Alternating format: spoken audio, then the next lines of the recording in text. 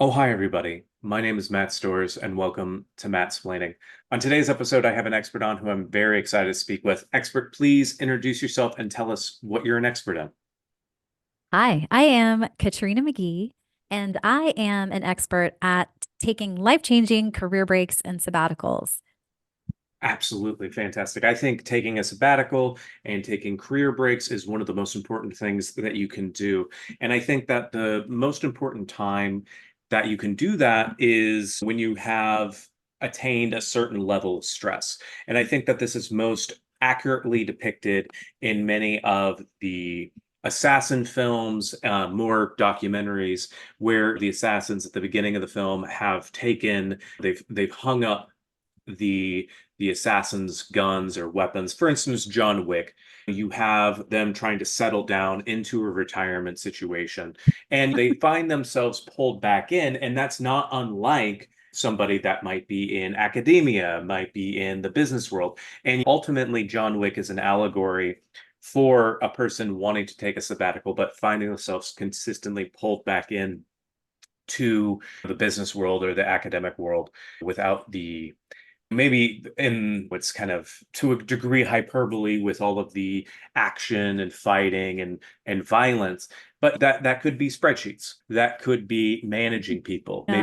maybe in the real world, instead of doing this elaborate siege on a nightclub, you have to have a day where you have to fire 15 people. That can be really taxing, much like it's very taxing for Mr. Wick when he gets thrown from the second floor onto the dance floor, and then he has to get up and continue to do work.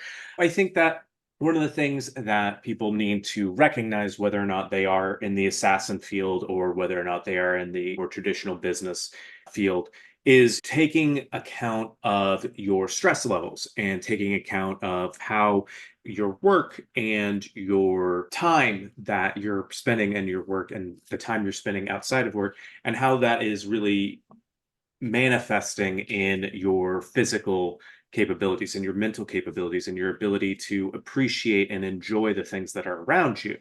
And I think that, one thing that a sabbatical can do, or taking, a break can do, is get you reconnected with some of the things that you most enjoy. But I think also people need to recognize that, like, you can't just be going around, oh, you have this idea that, oh, I'm going to take a sabbatical and I'm going to finish my book. Maybe that's not what your body needs for the first little bit of that sabbatical. Maybe you need to take some time, sit on a beach. Maybe it could be a situation where you need to learn how to swim because you didn't know how to swim before the sabbatical, and now you're on a beach because that's what you think that you need to do when you're on a sabbatical. You've got to go to the beach, you got to go to the coasts. And then you're like, oh, well, I don't actually know how to swim. So I'm only getting like the sun, and like I'm able to wade out into the water.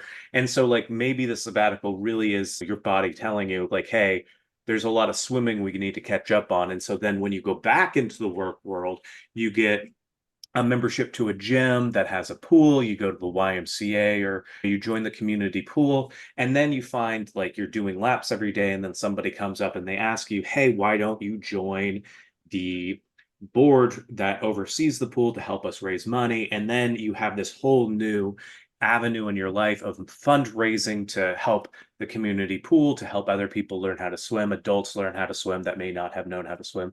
And then, like, you're being fulfilled in various areas that you didn't even expect. And then once all of that is complete, then you're like, oh, yeah, maybe I should take some more time off to finish that book. And then you write a best-selling, maybe memoir, maybe a fiction about teaching people how to swim, but maybe make that an allegory a la John Wick as well.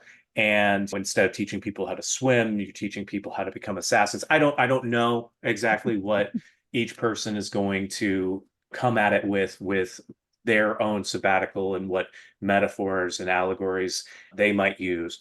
But I think those are good starting points when you're thinking about taking a break from work. Now, Wow. yeah, Wow, now, Matt.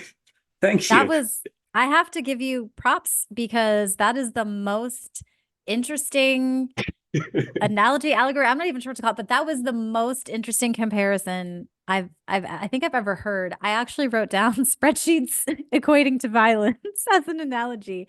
That was really special. And actually, crazily, I'm going to tell you, you weren't too far off. I'm going to Oh, give wow. you, can I rate you now? Yeah, please feel free. Okay, I'm going to give you 75%. Oh, wow. That's surprisingly high for what I thought Yeah. I was at. Yeah, tell me about what you do and how you got into it. Yeah. So I have been a career break and sabbatical coach for 7 years. And it it happened because I've become the person that I needed. So I had my first actuarial, very spreadsheet heavy, by the way, career for 8 years and didn't hate it, but didn't love it and felt like there was more I could be doing. I went back to get my MBA. And after getting an MBA, I changed into a second career as a market researcher and pretty quickly realized the corporate grind was not how I wanted to spend the quality years of my life. And I didn't know what to do. I wasn't sure how to change that. I didn't really know there were options beyond just working a different corporate job or working a nonprofit corporate job, which I mean, a nonprofit job, which is kind of like a corporate job, just with sometimes less pay. And so I really felt stuck. So I got a life Hmm. coach, had an epiphany, realized I wanted to travel around the world, saved $40,000 in 18 months, quit my job, and took a 20-month career break, and it was life changing. And so that really changed the trajectory of my life.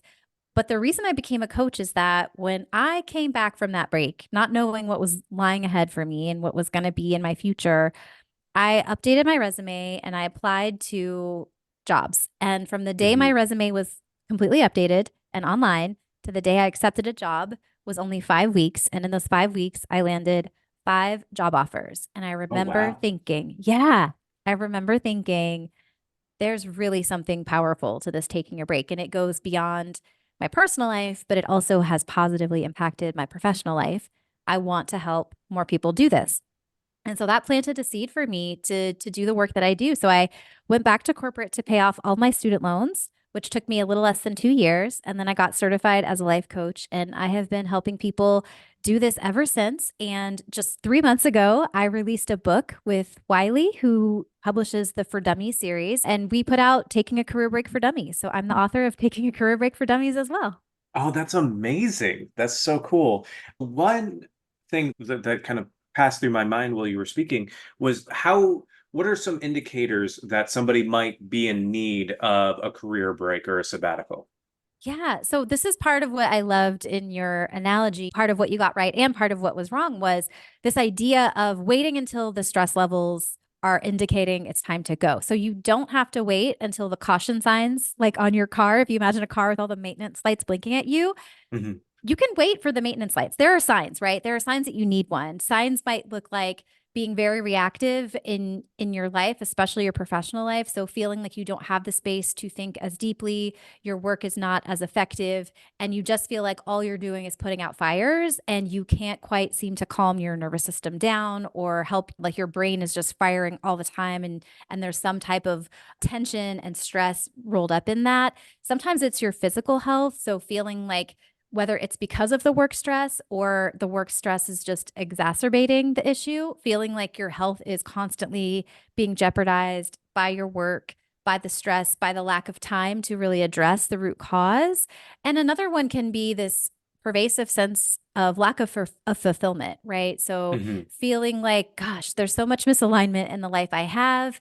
And I've tried a bunch of things. I've tried several different companies or several different roles, and I'm just really feeling this lack of fulfillment. I would love to rediscover what brings me to life, what brings me joy, what lights me on fire at this stage of my life. Those are great reasons and great signs that it could be time for a break. But quite honestly, you can also take a life changing break just because you want to take a break. And I think that's the revolutionary part. Sadly, it feels revolutionary now to give yourself permission to take a break, even if you need it.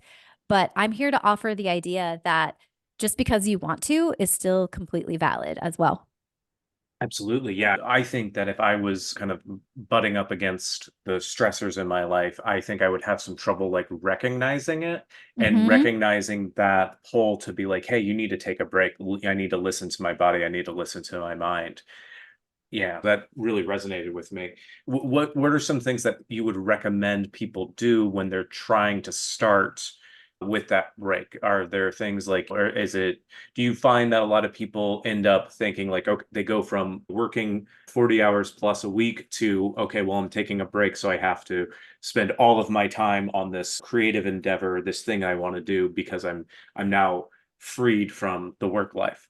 Yeah. Oh gosh, this is such a good question. So I find that oftentimes my clients, especially, are high achievers, right? Mhm. So they have the burnout, they have the misalignment because they've gone really hard and really far at the job. They've created a lot of success and accolades, but at some point, it's just feeling like this isn't working. And so if you take a high achiever out of their job and immediately put them into a break without any preparation, and especially in regards to mindset, exactly what you've described will happen, right? They'll feel this need to justify their time Mhm. off. They'll feel this need to recreate some different version of hustle. So oftentimes they'll either try to go really far and very productively into creative pursuits like, oh, I have to write a novel, or oh, I have to launch a podcast, Mhm. or they will become obsessed with kind of creating a source of income prematurely. So they're technically on a break, but they're worrying about what am I going to do for money? So they're trying to get a side hustle going right away or do some consulting. And it's basically the problem with it is that all of this is fear based. All of this is not driven from a place of this is what my spirit needs, this is what my body needs, this is what I want for my life. It's driven more from a place of I don't want to be irresponsible. I don't want people to think I'm lazy. I don't want to lose my edge. I don't want to fall behind. I don't want to die penniless and broke on the street, right? It's very fear driven and fear Right. based. So to the original question that you asked, which is a great question, the answer is getting really clear. And you said this actually in your first stab at what a career break is, getting clear on what you really need versus what you think you need or what you think a break should look like. Because the default, oftentimes, if you haven't worked with me or you haven't worked with a coach, is going to be to fill the time with things that feel outwardly productive. But rest is incredibly inwardly productive. Decompressing is very productive. Exploring things from a place of contentment and peace, having ideas and not needing to capitalize on them, to monetize them, to like turn them into complete hustles is productive. Just allowing and being is productive in an inward sense. And so getting really clear on what would a successful break look like for you. So I like to tell my clients, every client, whether they're on a break when they find me, whether they're starting, whether they're planning, whether they're saving, we always start with developing a purpose statement and 3 to 4 themes for their break. So those themes are pillars of what they're going to focus on and what they're going to invest in during that break. That is what you need. Fulfilling your purpose statement is predefining success and then putting time, energy, and money into fulfilling that version and that definition of success so that you have a successful experience, which means that you have a regret proof break, which means that you have a break that creates this new version of you that you really want to connect with and to experience. And so that's like the absolute best place to start, whether you're on one, planning one, even thinking about one, honestly, or considering one. What would success look like? What do I need from this experience to feel like I am complete and it was worthwhile? Absolutely. Yeah, that's so fascinating. How would your clients know when they might want to consider returning to work, or if they are returning to work, how are there things that you would take away or try to instill in them that they would bring back to the office or to the workplace? Yeah, I mean, absolutely. How you return sets the stage for how you experience life post break. So that's really important. I highly, highly, highly recommend setting aside time and money to give yourself a reentry period. How long that period lasts is going to depend on A, are you creating a new pivot in your career? So it might take more time to build those connections up, to find the next job. If you're not going back into sort of exactly what you left or some very similar role, but also, it's going to depend on how long your break was. So, you're going to want time to transition out of break mode and into job search and getting prepared for work mode. And so, within that, it's important to understand that you're not coming out of it prematurely. So, some of the people I've seen go through breaks prematurely come out of it because they freak out about money, they freak out about falling behind, losing their edge, things like that. So, you want to just ask yourself once you have those themes and that purpose statement, do I feel good about returning to work? Do I feel ready? I honestly have people come to me who think they need a 3-month break and ultimately end up taking an 8-month break because they just needed to find the strength to give themselves permission to really be on a break and they weren't ready to go back at 3 months. But let's say you really are feeling ready, you really are feeling fulfilled in your experience, or your finances truly dictate that your break has to end, whether you like it or not, any of those reasons, it is time to end. So you want to move into a reentry period, really getting grounded on what the benefits were of your break. Like, what did you gain from it on a big scale, on a small scale? How are you different? How did it improve your life? Because you're going to have to be your own hype person. You're going to have to transmit with your energy and your words the benefits of your break to future employers, to your network. And it's not hard if you really believe and embody this break was freaking life changing. It made my life so much better. I reclaimed my health. I got so much clearer on what I want for this next chapter of my life. I had so much fun. I deeply connected to people I love. I feel so refreshed and restored, completely rejuvenated, right? Telling that story is going to really land with people, whether again, it's future employers, your network, honestly, just even friends and family that want to support you. So it's important to reflect on that as you're re-entering, and then to think about, who do I want to be in this next chapter of my life? It's a lot easier to set up ground rules for what you will and will not do, what you are willing and not willing to do in this next iteration of your career, taking a reflection on your break and what you've learned from it, the lessons you've learned, and thinking about how you want to be different. So maybe it means that you don't want to work evenings anymore and you don't want to let your work come home with you. Being clear about that upfront makes it easier than accidentally feeling like you have to prove yourself at your job and being like, oh, I'll just give it 3 months of grinding it out until 9 p.m. and then I'll back off and get back to that break happiness and balance. No, it does not. It does not work Mhm. like that, right? So it's really important to think about proactively, how do I want my life to go? Who do I want to be in this next iteration of my life, and to follow that? And pragmatically, one of the activities I give my clients I think is really helpful is thinking about 3 non-negotiables.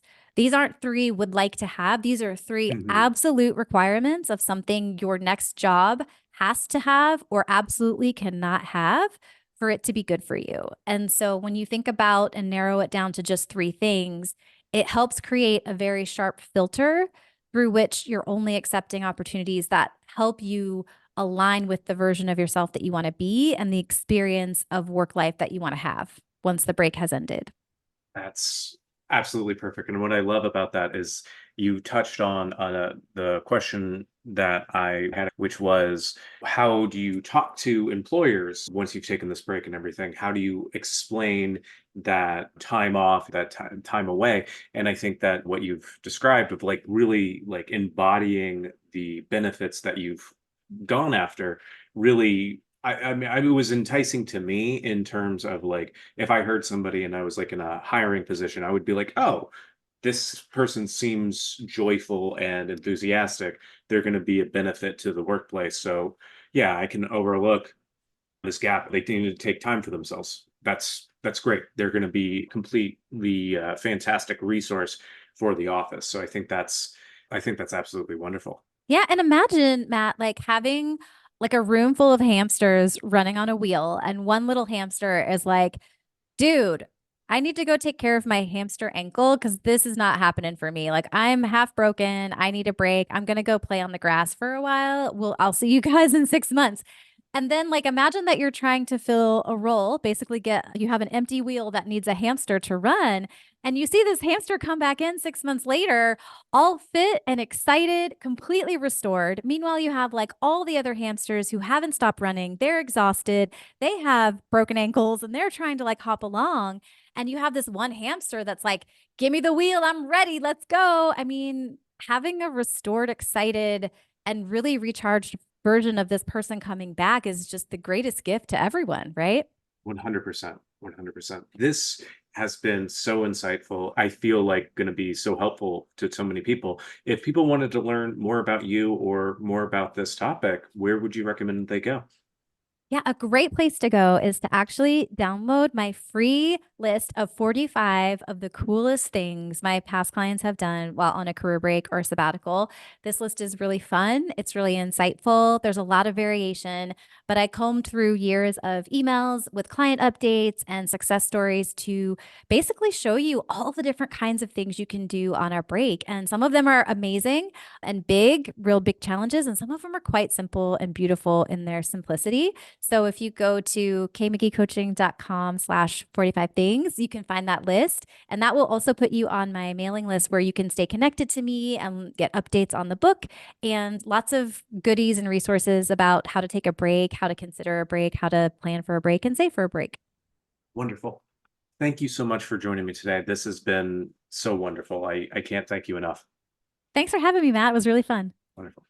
My name is Matt Storrs, and this has been Mattsplaining.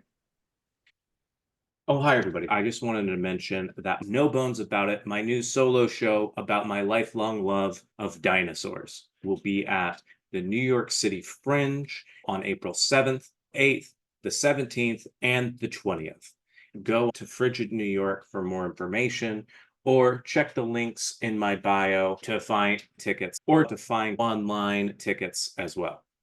Before we go today, I want to thank Ryan Lawson, my dear friend and all-around okay guy, for making the theme music for Mattsplaining. And if anyone needs music production or mixing services for any of their projects, Ryan can be reached at beatblenderstudios@gmail.com or at Beat Blender Studios on Instagram and TikTok.